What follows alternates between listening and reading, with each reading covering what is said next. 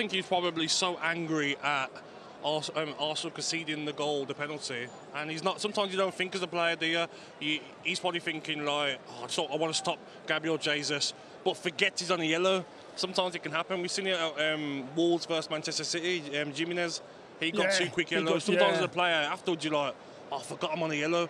So the same with Gabriel, and little things like that are costing Arsenal. They are costing Arsenal. Giving away fouls, red cards that aren't necessary. If they stayed with 11 men, they probably would have won the game, Arsenal, because they were the better team. What I want to know is, do you think those 2 decisions, those key decisions, were correct from the referee? To give the penalty and then to give the 2 yellows and sent off? Yeah, I think the 2 yellows is definitely a sending off.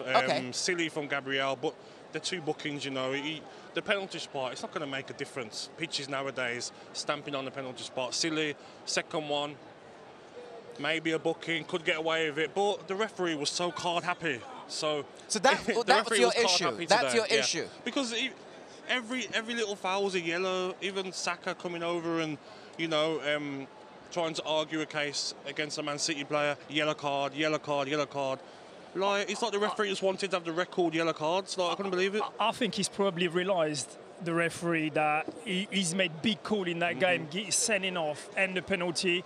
Then and after, he's lost control. He was just giving yellow cards for nothing, you know. And then obviously, as Arsenal fan, you just feel a bit cheated because you just feel, hang on, he's giving yellow cards to all the Arsenal boys, nothing for City. I thought Arsenal didn't get the decisions today.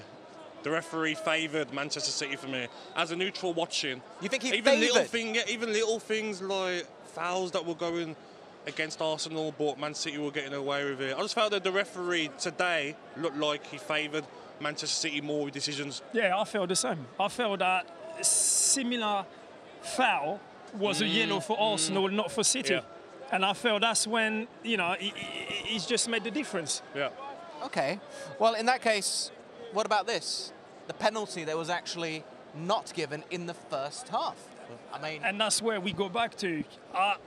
You know, in modern football, VAR, Xhaka's made a mistake, you know, it's a penalty, but this is a penalty as well. Because when you look at it, he kicked Odegaard's foot before getting the ball, so it should be a penalty. Yeah, it's a penalty. You know, it's and that's penalty. it. That should be you know, that should have been a penalty. If as well. Bernardo Silva's getting that penalty, then Arsenal deserve to get that penalty. Yeah. Like, you can't just pick and choose. Do you know, like, for me, I've looked at it how many times. That's a penalty. Like, Arsenal, for me, have not had a decision today. If that was Manchester City or Liverpool, I think they get a penalty. Arsenal aren't getting the decisions. And this used to happen years ago with Manchester United. They'd always get the decisions and other clubs wouldn't. So, for me, Arsenal must be very disappointed. But quite often it's the home side that gets the decisions from a referee. We're not at the Etihad unless I'm sorely mistaken. Yeah, no, you're right, completely. But then this is where, you know, I'll talk about the VAR again. You know, at the end of the day, it's supposed to help the referee, but it's never clear. It's never clear chances because we still talk about it and we still disagree on the replay. Referee obviously chose that was a penalty for Man City and not for Arsenal in the first half. And you can still see the fans are still here. They're getting told to leave because they want to bring out players and managers, but they're so angry at the decisions, they don't want to go home. And this is why the fans are still out.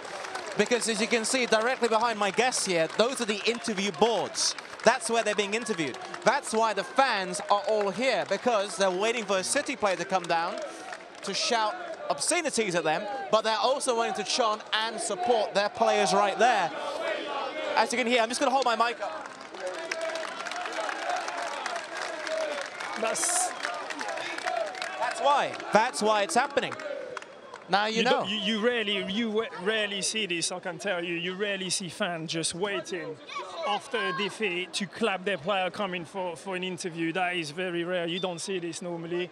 And that's just proves you how disappointed, obviously, they are from the result, but how proud they are from the Arsenal's performance and the display they've seen today. Yeah, I'm just going to let everyone in Malaysia know right now that it's unlikely anytime soon we'll be getting any interviews for anybody from a Manchester City representative, simply because they won't be able to come out here. They won't, will they? Nah, they won't. It's like you rocking up at Birmingham City trying to get an interview. It's not going to happen. You know what, as well? I feel that the fans have got every right to still be here and angry because, like I said, the decisions that were going against them. There was one incident where the ball boy didn't give the ball back quick quick enough to Bernardo Silva. And the referee's going over to the ball boy like he wanted to book him. It's like, come on, like the favouritism that the big clubs are still getting. And that showed that today. You know what I mean? Arsenal's still a big club, though.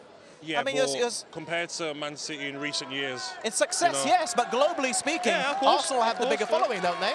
The thing here, we're talking about decision that could change the Premier League views, like the status. Like we've mentioned, Chelsea, Liverpool playing tomorrow. After this result today, they're like, oh my God. You know, they got away with it again today, City, because they should have lost this game, and then he would have kind of put a little bit more pressure on them and get Liverpool and Chelsea to have something to fight for and to get back on them. Yeah. Now it's like, oh, really? Like they're playing both tomorrow, knowing that City's got them 3 points today. It's a tough one. Yeah, the lead has now gone up to 11 points, but